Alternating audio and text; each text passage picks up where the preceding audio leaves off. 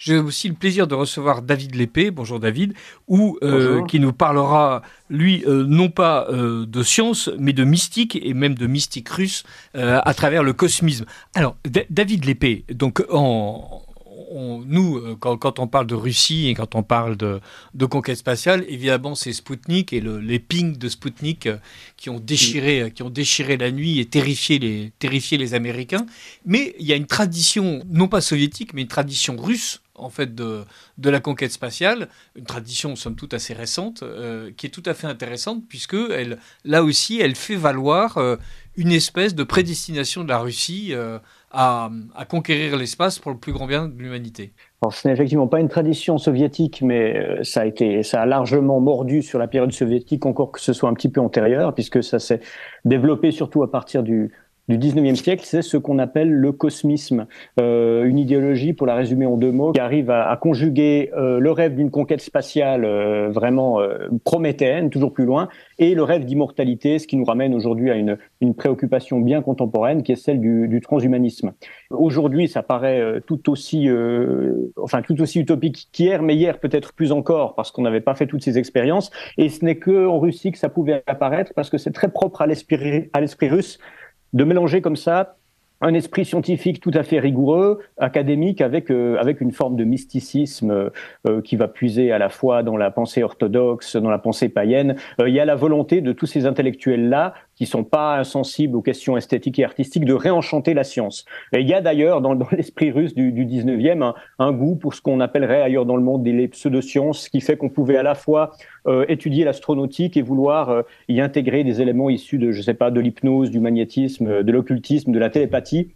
Mais quand on voit aujourd'hui, hors de la Russie et hors de cette époque, aux États-Unis par exemple, les ambitions comme celle de Jeff Bezos, qui à la fois investit l'argent qu'il gagne pour la construction de fusées d'avant-garde et à la fois investit cet argent dans des études médicales pour retarder le vieillissement, on est surpris de retrouver cette double injonction du cosmisme. Et la Russie reprend du poil de la bête sur cette question-là. Poutine a encore fait récemment des déclarations sur la conquête spatiale sur un ton très philanthropique, étonnamment, comme si c'était une conquête civilisatrice, bienveillante et pacifiste par opposition à la conquête spatiale américaine qui serait mue par la volonté de puissance. Mais On oui. retrouve exactement la rhétorique qu'on avait durant ce qu'on appelle la guerre des étoiles, c'est-à-dire la concurrence entre les deux puissances.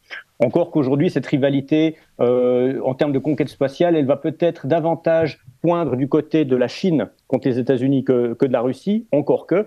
Mais on remarque que ça fait quelques décennies qu'on parlait beaucoup moins de conquête spatiale, notamment depuis la conquête depuis le premier pas sur la Lune. Mais maintenant, entre le développement technologique, la montée de la Chine et l'implication d'acteurs privés dans ces aventures, et les Elon Musk, les Jeff Bezos, le projet SpaceX dont on a parlé, alors ça revient comme si le temps était revenu pour que la guerre froide, puisque c'en est une, reprenne cette direction. En 2014, donc il n'y a pas si longtemps, le vice-président du gouvernement russe, Dmitri Rogozin, qui était aussi le futur directeur général de l'agence spatiale russe, déclarait: notre pays était voué à devenir une grande puissance spatiale dès la naissance de notre État. C'était prédéterminé par le caractère national du peuple russe, habitué à penser dans des catégories globales et prêt à sacrifier son quotidien au nom d'une idée. Le cosmos russe n'est pas seulement la définition durable de l'espace qu'occupe la cosmonautique nationale et l'industrie spatiale, c'est une question d'identité pour notre peuple. On trouve souvent d'ailleurs une analogie chez des auteurs plus anciens entre l'idée qu'ils faisaient du cosmos et la géographie russe, qui est aussi quand même une géographie des grands espaces, et des grands espaces, je dirais pas forcément uniformes, mais vides pour beaucoup. Les grandes plaines de Sibérie, on a l'impression que c'est infini et que c'est un peu partout pareil, comme quand on lève les yeux au ciel. Et le lien entre ce désir d'immortalité et cet espace vital, il est assez logique. C'est que si on arrivait à vaincre la mort, on aurait très vite un problème démographique de surpopulation. Et comme ça a été le cas de nombreux empires dans l'histoire, dès le moment où on se met à se reproduire comme des lapins, il faut un espace vital. Et qui dit espace vital dit colonisation. Et quand il n'y a plus grand-chose à coloniser sur Terre, on va essayer d'aller un petit peu plus loin. Alors, je vous recommande un livre qui est sorti l'an passé sur ce sujet, parce que c'est vraiment la référence en français. Livre de Michel Elchaninov, qui est, je crois, le rédacteur en chef de Philosophie Magazine, si je ne me trompe pas, qui a écrit un petit essai qui s'appelle Lénine a marché sur la Lune, la folle histoire des cosmistes et transhumanistes russes, chez Actes Sud. Et là, vraiment, tout est résumé et il nous explique notamment pourquoi, indépendamment du côté un petit peu fou et antimatérialiste de cette idéologie, elle n'a pas été excessivement réprimée par l'URSS, mais que l'URSS l'a intégré à ses ambitions, d'une part parce que ceux qui tenaient ces discours étaient des gens qui étaient très précieux pour le développement technique de l'astronautique, donc on leur a pardonné bien des fantaisies, et d'autre part parce que très vite, cette guerre froide, notamment après la Deuxième Guerre mondiale, a pris le visage d'une concurrence sur le plan spatial. Et on a des grands noms, vous avez cité sur ce plateau Tsiolkovsky, on pense aussi à Fyodorov, Bogdanov, Lunacharsky, Verdansky, des noms assez peu connus sous nos latitudes, mais c'est de ces gens-là que viennent des notions comme l'héliobiologie, la noosphère, la biogéochimie, ça paraît un peu farfelu, mais des notions qui nous sont beaucoup plus familières, comme tout simplement la biosphère ou l'anthropocène, c'est-à-dire le moment à partir duquel l'humain, autour de la révolution industrielle, a imposé sa marque sur le développement de la planète par sa présence et son industrie.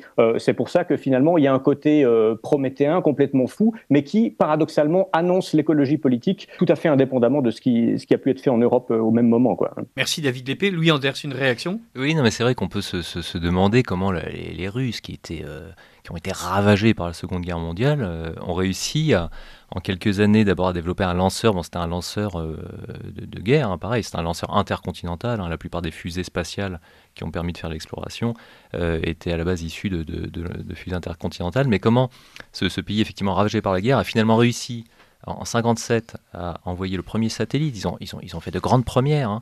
Premier satellite autour de la Terre, puis premier homme dans l'espace, Yuri Gagarin, puis ensuite premier homme à avoir fait 15 fois ou 20 fois le tour de la Terre, etc. Premier équipage multiple, première femme, première sortie spatiale autour de la Terre. Première chienne.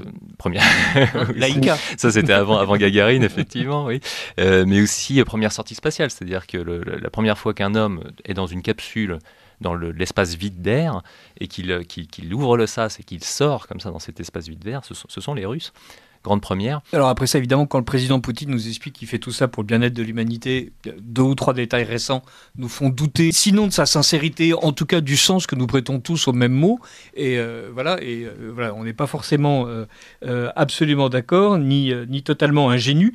Dans ce cosmisme dont vous nous parlez, David Lépée, on ne peut pas s'empêcher de penser en fait à SpaceX, puisque donc le camarade Elon Musk nous explique que lui pense justement que la Terre va devenir trop petite, on va vers les 9 milliards d'êtres humains. On est en train, depuis quelques semaines, de nous expliquer que finalement, à partir de 2050-2060, la population mondiale diminuerait, et donc qu'on va atteindre un pic en fait dans à peine 2 générations, et qu'ensuite on va redescendre. Néanmoins, ça effraie suffisamment de personnes. Il y a eu des discours absolument ahurissants sur le fait qu'une partie des élites mondiales non seulement voulait limiter les naissances, mais quasiment éliminer une partie de la population mondiale en expliquant que c'était une question de survie de l'humanité. SpaceX, avec Elon Musk, projette de terraformer la planète Mars. Donc là, on est véritablement dans ce côté de l'anthropocène où n'importe quel problème physique a forcément une solution technologique et où la nature n'est absolument plus une barrière. Elon Musk nous explique qu'avec son lanceur, il est capable d'envoyer des équipages complets, et donc pas juste 3 personnes, mais 30 ou 40, pour aller sur Mars et faire en sorte d'y installer une colonie et évidemment y installer une colonie avec des gens choisis et où on ne répétera aucune des erreurs terrestres. Il y a des critiques qui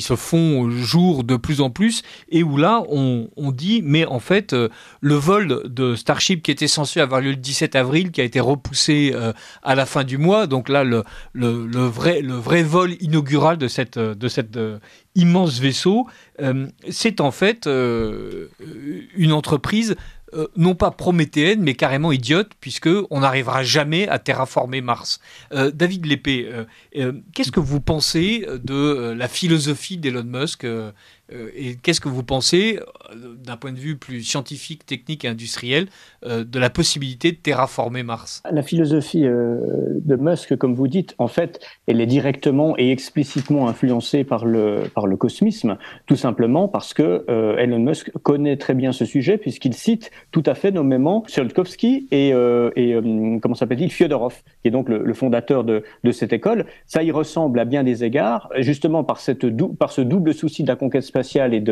de la lutte contre le vieillissement ou pour l'immortalité, à ceci près, bien sûr, et c'est une énorme différence qui change la portée éthique de l'entreprise, c'est que d'une part, cette entreprise-là est privatisée. Pourquoi est-ce que la conquête spatiale revient sous une nouvelle forme? Parce que c'est la première fois que de tels moyens, parce que c'est quand même quelque chose de très cher, sont déployés non pas par un État, mais par des fortunes privées. Ça change quelque chose. Et incidemment, le cosmisme, au moment où il s'est développé techniquement, très concrètement en Russie, c'était sous l'URSS. Donc, il y avait au moins, disons, une conception socialiste à l'entreprise. Et là, évidemment, avec Musk, Bezos, SpaceX et tout, c'est complètement différent. Et c'est ça qui est inquiétant. Parce que malgré le désir de conquête de l'agence spatiale soviétique, néanmoins, tout cela s'inscrivait et politiquement et philosophiquement dans un projet collectif, disons au moins national, ce qui est déjà pas mal à cette échelle. Là, évidemment, il y a quelque chose qui relève davantage d'une utopie néolibérale et lesquelles ressemblent quand même souvent beaucoup à des dystopies. Ce sont des dystopies.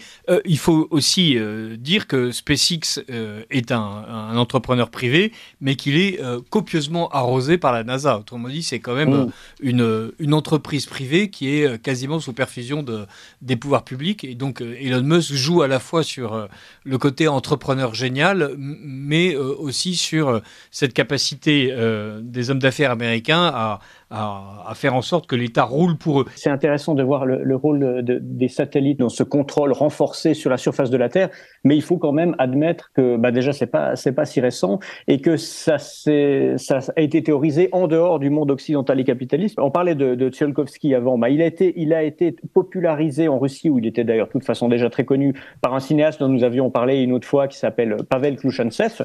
Je ne vais pas revenir sur la carrière de ce féru de science et d'astronautique, mais qui réalisait de petits films pédagogiques à destination des masses russes. Et un de ces derniers films, en 1970, qui s'appelle Voir la Terre, c'est exactement ce que vous dites, sauf que ce n'est pas dans une objectif du moins théorique de contrôle total, mais comment les satellites soviétiques et l'observation de la Terre depuis le ciel peut permettre d'améliorer de nombreuses choses, notamment de prévenir la déforestation, la désertification, la pollution pétrolière en observant justement les nappes pétrolières depuis l'espace.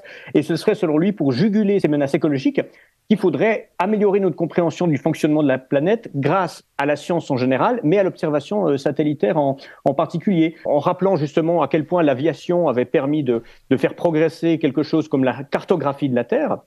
Là aussi, non pas dans une optique de contrôle ou d'ingénierie sociale, mais de connaissance de notre environnement. Il tenait un discours, disons, classiquement progressiste, mais dans une optique, alors de nouveau, comme dans le discours de Poutine, dans une optique pacificatrice, bienveillante et même écologique avant la lettre, puisque déjà dans les années 70, les satellites permettaient de détecter les incendies, d'observer la fonte des glaces et l'érosion des sols, de prévoir la météo, bien sûr, de voir venir les crues et, pour prendre un exemple qu'il donnait, d'orienter les navires de pêche là où il y a du poisson. Via aussi l'analyse spectrométrique qui était déployée depuis le ciel, parce que l'observation des couleurs permettait de distinguer notamment les différents types de forêts ou d'évaluer la maturation des terrains cultivés. C'est très moderne, mais ça fait quand même presque 50 ans que c'est en route, autant du côté russe que du côté américain.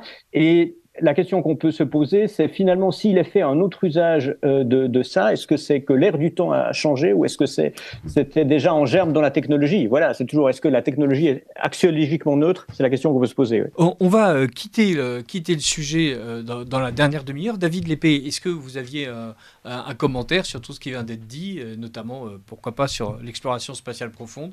L'impression qu'on peut avoir pour conclure, ce cosmisme russe qui, pour des raisons historiques, était plutôt marqué à gauche, avec cette ambition qui lui était attribuée. Aujourd'hui, je me demande si on ne le retrouve pas à l'ouest, donc du côté américain, et plutôt marqué à droite, parce que, alors là, je donne un petit peu une couleur plus idéologique au débat, mais j'ai l'impression que dans la querelle doctrinale entre une certaine droite américaine et les droites européennes, il y a cette idée qui est l'évolution des droites européennes, plus populaires, plus socialisantes, plus attachées aux luttes des peuples, aux luttes sociales, s'oppose à à cette droite américaine telle que relayée par l'alt-right, par certains intellectuels, qui veut redonner la grandeur à l'Amérique par la conquête spatiale, par le retour d'ambition qui dépasse simplement ces inquiétudes matérielles, parce que ce qui, à droite comme à gauche, a été avancé pendant les moments de crise contre la conquête spatiale et les budgets pharaoniques qu'elle nécessitait, c'est commençons déjà, et je suis tout à fait d'accord avec ça, d'ailleurs commençons déjà par essayer de résoudre